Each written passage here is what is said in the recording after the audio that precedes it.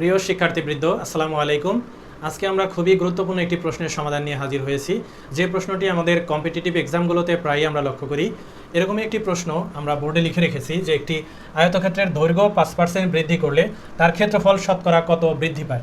এই প্রশ্নটি কিন্তু আমাদের 41তম বিসিএসে এসেছিল। আজকে আমরা এই প্রশ্নটির সমাধান বের করা শিখব, কীভাবে ডিটেলস ওয়েতে আমরা বের করতে পারি এবং পরীক্ষার সময়ে একেবারে স্বল্প সময়ে 5 সেকেন্ডের মধ্যে কীভাবে আমরা এই প্রশ্নের উত্তর বের করতে পারি সেই পদ্ধতিটাও কিন্তু আমরা আজকে জেনে নিব। তাহলে কথা না বাড়িয়ে শুরু করা যাক।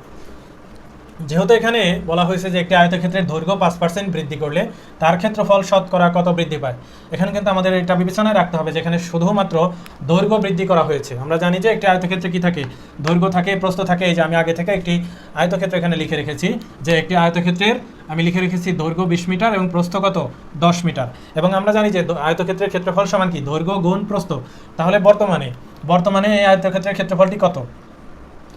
বর্তমানে এই যে আয়তক্ষেত্রটি আমি এঁকে রেখেছি তার ক্ষেত্রফল কত হবে? 20 গুণ 10 বর্গমিটার। তাহলে 20 গুণ 10 কত হয়? 200 বর্গমিটার বর্তমানে ক্ষেত্রফল। কিন্তু আমাদের কি করতে হবে? দৈর্ঘ্য 5% বৃদ্ধি করতে হবে। তাহলে 5% বৃদ্ধি করলে দৈর্ঘ্য কত হবে? বর্তমানে কত আছে? 20 এই 20 প্লাস 20 এর কত? 5%।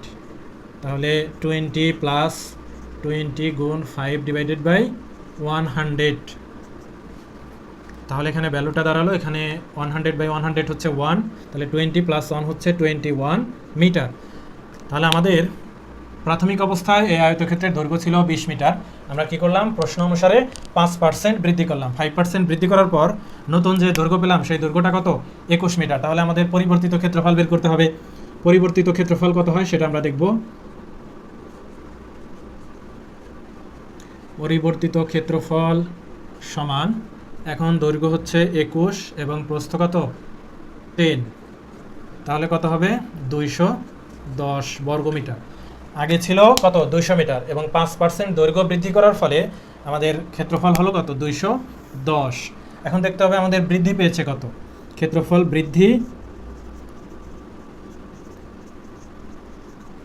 বৃদ্ধি সমান কত? 210 বিয়োগ 200 বা 200 বর্গমিটার।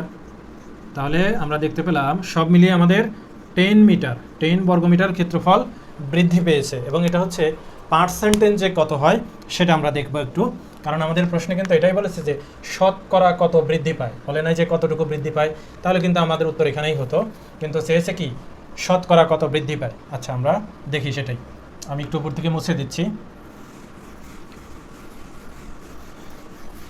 তাহলে আমরা যেটা দেখলাম যে 200 মিটারে ক্ষেত্রফল 200 বর্গমিটারে বৃদ্ধি পায় কত? 10 বর্গমিটার। 200 বর্গমিটারে বৃদ্ধি পায় 10 বর্গমিটার। আমরা এখন যদি ঐকিক নিয়মে বের করার চেষ্টা করি তাহলে 1 বর্গমিটারে বৃদ্ধি পায় কত? 10 ডিভাইডেড বাই 200 বর্গমিটার। এবং সবশেষ কত? যেহেতু শতকরা বলেছে তাহলে 100 বর্গমিটারে বৃদ্ধি পায় 10 ডিভাইডেড বাই 200 ডিভাইডেড বাই কত? 100। তাহলে এখানে আমরা যদি ক্যালকুলেশন করি এটাকে কত হয়? এটা কেটে দিলে 5%, অর্থাৎ ফলাফল কিন্তু আমরা কত পেলাম?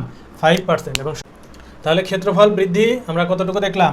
আমাদের ক্ষেত্রফল ছিল 210, ফার্স্টে ছিল 200 এবং 5% বৃদ্ধি করার ফলে কত হলো? 210। তাহলে 210 থেকে 200 বিয়োগ করলে আমরা দেখতে পাচ্ছি যে 10 বর্গমিটার বৃদ্ধি পেয়েছে। এখন আমাদের প্রশ্নে কিন্তু এটা বলেছে যে শতকরা কত বৃদ্ধি পায়। তাহলে রেজাল্ট কিন্তু এটা রাখলে হবে না, এটা হচ্ছে যে কতটুকু বৃদ্ধি পায়। বৃদ্ধি পেয়েছে 10 বর্গমিটার, কিন্তু শতকরা কত সেটাও আমাদের বের করতে হবে। তাহলে দেখো যে 200 বর্গমিটারে বৃদ্ধি পায় কত? 10 বর্গমিটার। তাহলে আমরা ঐকিক নিয়ম বের করলাম যে 1 বর্গমিটারে বৃদ্ধি পায় 10 ডিভাইডেড বাই 200 এবং 100 বর্গমিটারে বৃদ্ধি পায় 10 ডিভাইডেড বাই 200 ইন্টু 100। তাহলে এটাকে ক্যালকুলেশন করে আমরা সর্বশেষ দেখলাম যে 5% বৃদ্ধি পায়। এখানেই কিন্তু আমাদের জন্য একটা ক্লু আছে। এই ক্লুটা যদি আমরা জেনে নিতে পারি তাহলে আমাদের সংক্ষিপ্ত প্রশ্নের উত্তর কিন্তু এত সময় নিয়ে বের করতে হবে না। ক্লুটা হচ্ছে এরকম যে কোনো আয়তক্ষেত্রের শুধুমাত্র দৈর্ঘ্য অথবা শুধুমাত্র প্রস্থ যত পার্সেন্ট বৃদ্ধি পাবে, আমি আবারও ক্লিয়ার করে বলছি, একটি আয়তক্ষেত্রের শুধুমাত্র দৈর্ঘ্য অথবা শুধুমাত্র প্রস্থ যত পার্সেন্ট বৃদ্ধি পাবে, আলটিমেটলি তার ক্ষেত্রফল ঠিক তত পার্সেন্টই বৃদ্ধি পাবে।